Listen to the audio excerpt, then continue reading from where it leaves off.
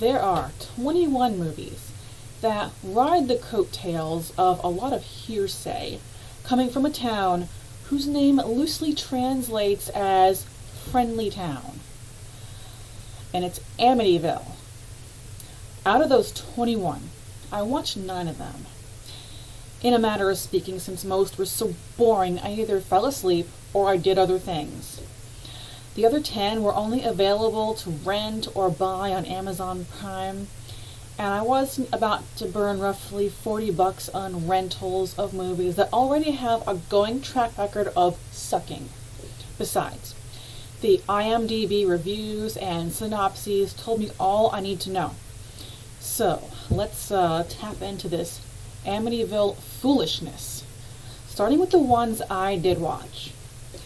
First was the Amityville Haunting from 2011, a boring found footage style that piggybacks off of Paranormal Activity and the Amityville Horror. Second one was Amityville, A New Generation, which is from 1993, a boring cursed object movie. Really, who accepts ugly mirrors from homeless guys? And this ugly mirror just so happened to be from the Amityville house. Next was Amityville, The Evil Escapes. From 1989, another cursed object movie. An ugly lamp from the Amityville house causes electrical shortages, and that same demon dookie water from Amityville Horror that I could not find a still photograph of. Then there was Amityville, It's About Time, another cursed object movie from 1992. This time a grandfather clock from the Amityville house has a demon in it that plays musical family members.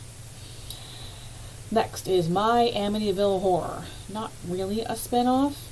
It's the interview with Danny Lutz as a grown man. And in my Amityville Horror video, I kind of misspoke myself when I identified that one as the Amityville Curse.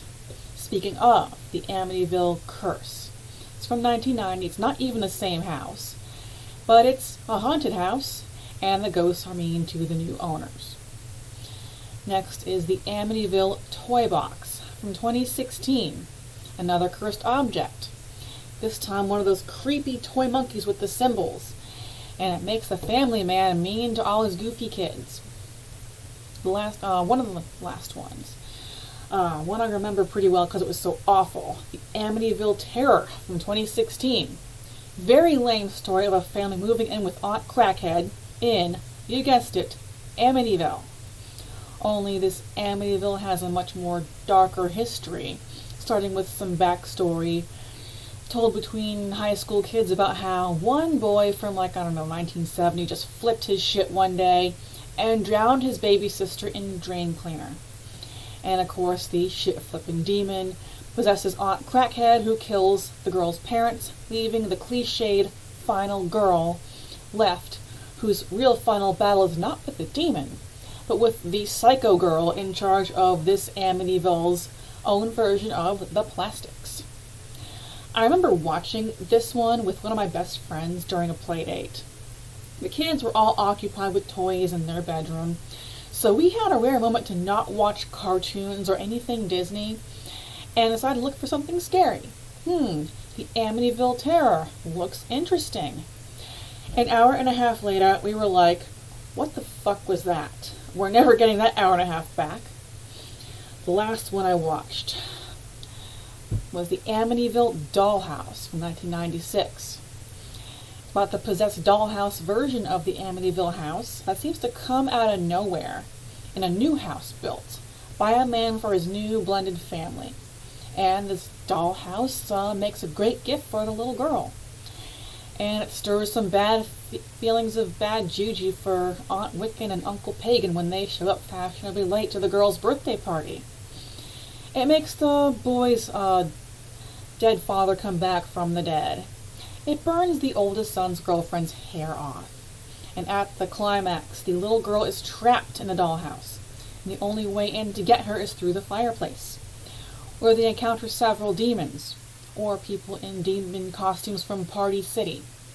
Anyway, it has somewhat of a happy ending because the happy family escape together with their lives as the house burns.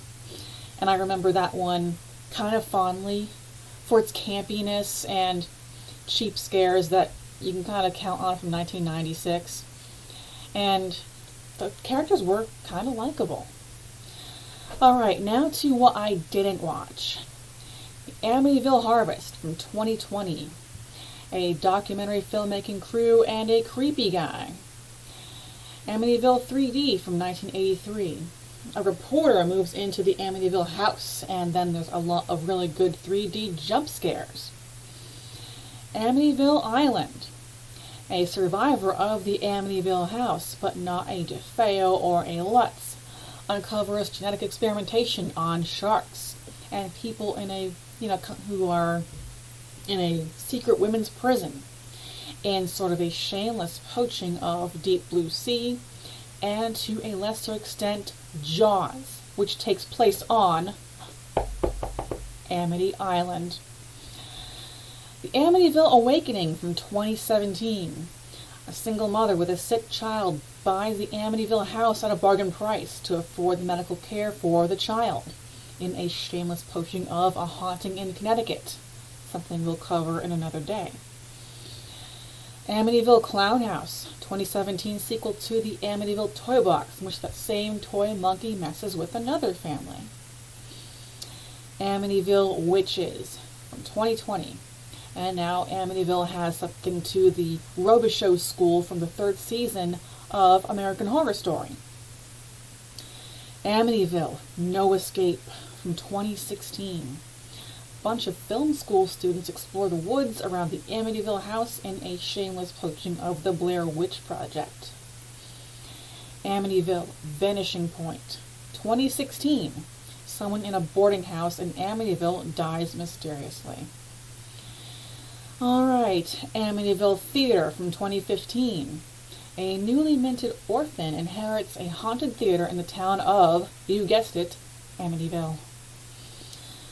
Then, Amityville Exorcism from 2017.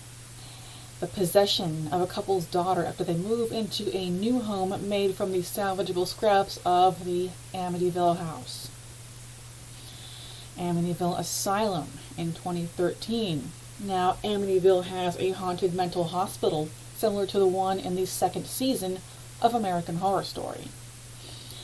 Now the last one, Amityville Death House from 2015. A Little Red Riding Hood story of a girl visiting her sick granny who lives in Amityville in a haunted house haunted by a vengeful witch. My, what a lame movie you're in. This Amityville Foolishness doesn't show signs of stopping, since I'm seeing new Amityville spin-offs still in production according to IMDb, which leaves me with a burning curiosity that I would like to ask of any of the still living relatives of the DeFeos, members of the Lutz family, and any current residents of Amityville. Aren't you sick of this shit already? Thank you guys so much for watching. I hope to get back to something good next week. This was kind of fun getting to tackle how far down a rabbit hole of lameness filmmakers with no imagination are willing to go. I hope you enjoyed. I hope you'll subscribe and bring more people to this book and movie club, and I will see you next time.